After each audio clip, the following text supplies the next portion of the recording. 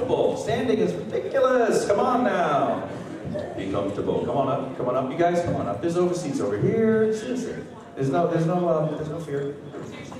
Okay. We do not bite. In fact, the closer you get, you might get a massage from me. That sounds good. No. All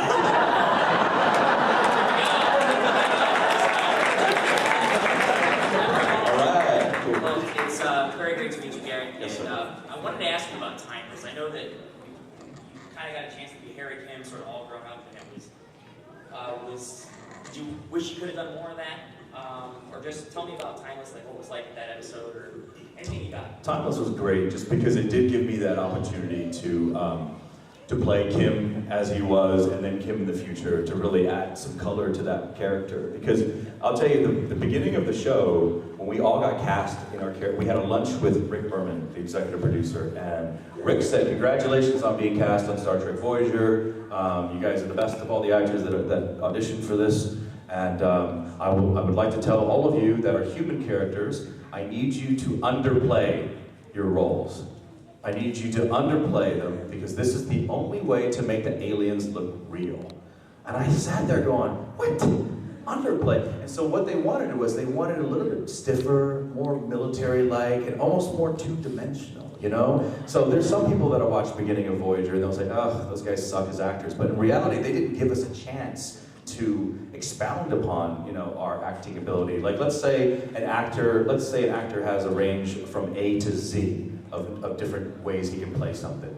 But on Voyager in the beginning, Berman was like, you can act A to B, that's it. No C, D, E, F, G, H, I, J, K, L, M, N, O, P, Q, R, S, T, U, none of that. Just stick it like that. So when Timeless came around, I was able to actually do something with that, And I remember reading some blogs where some fans were like, wow, he can act! I'm like, oh my gosh, And actually that was the episode where Bob Picardo first realized that I could act. I had a big scene with him, and he goes, after they go, cut, he goes, Garrett?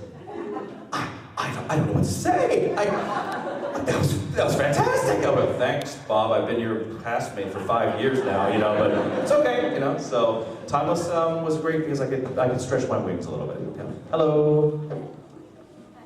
Out of all the episodes of Voyager, which one was your favorite? Okay, my favorite episode of Voyager is either Caretaker, the beginning, which I thought was a great pilot first episode for any Trek, and we got to meet each other. It was that was one of my favorite. Timeless, obviously, the 100th episode, and then my other favorite is Tinker, Tenor, Dr. Spy, only because of that scene in the briefing room where all the women of Voyager are flirting with the Doctor. That was just, that was the best. That was the best. So thank you, and don't fall. Okay. Hi, young man. I was wondering, are you guys ever going to do an episode where you get promoted?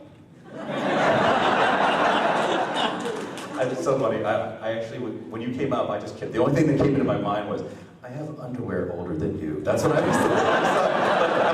Are we doing anything? What was your question again? Am I going to do an episode where I get promoted? No, probably not. I think I'm just an instant until, maybe Renegades will promote me, so we'll look into that. But thank you for your question, though. Okay. Hey. Aww.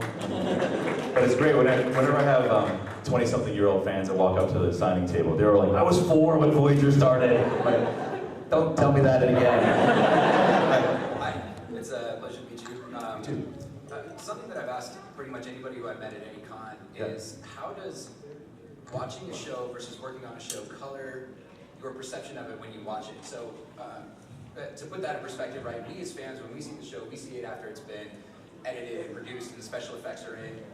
If you're sitting there and you're watching an episode like, say, Timeless or anything else, are you able to enjoy it the same way that we, the fans, are? Or is your perception colored by, oh yeah, right after like the scene in the movie we were talking about in Tinker, Tenor, Dr. Spy, you come back and say, oh, that was so funny, and you kind of lose sight of what's going on in the episode? Good question.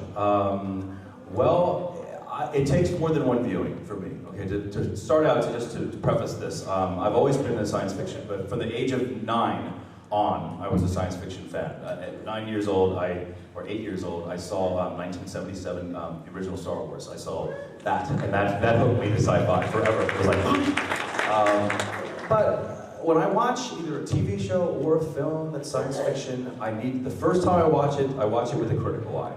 I can only watch it with a critical eye. I can't enjoy it because I sit there and I watch the camera moves, I watch the directing, I watch the acting, I watch the wardrobe, I watch everything from a technical standpoint. And the second time, my mind releases a little bit and I'm able to kind of enjoy it, but it usually takes the third viewing for me to just be a fan and just watch, so yeah, good question. Thanks, brother.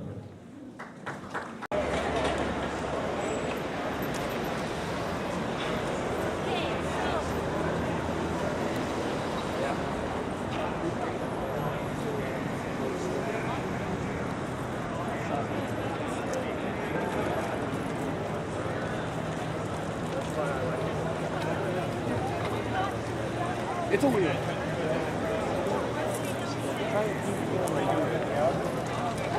It's hard.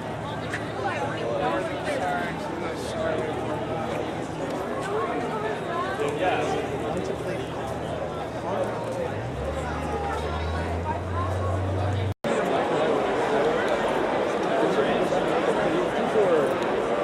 I got a few engineers back here supporting the superhero squad.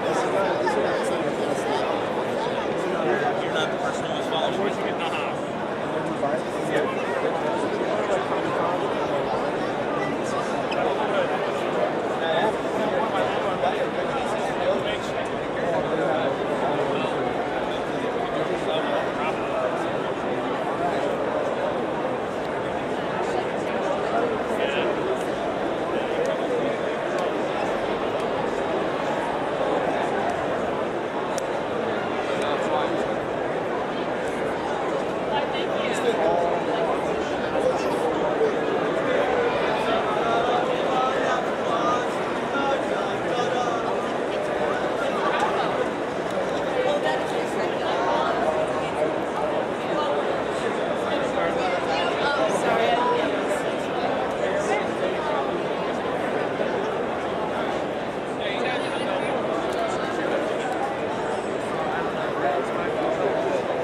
Picture, guys.